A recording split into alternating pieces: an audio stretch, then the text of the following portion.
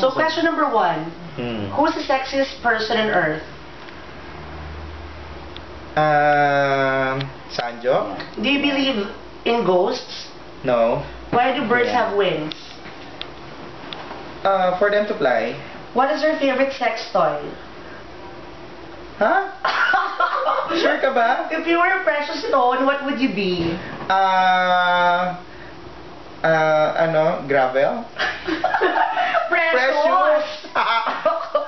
Diamond, syempre. Okay, if you were to have the face of someone, whose face would it be? Angelica. Describe your first kiss. Sweet. Okay, if you had the power to kill someone, who would you kill? Enemy. You are on a time travel, which period would you visit? 50s. If you were in sexual position, what would you be? 69. Do you believe in heaven? Yes. If yes, how do you go there? For being a good Samaritan. If you go to hell, who would you want to be with? Yung papatayin ko. The first time you kissed a man. First time?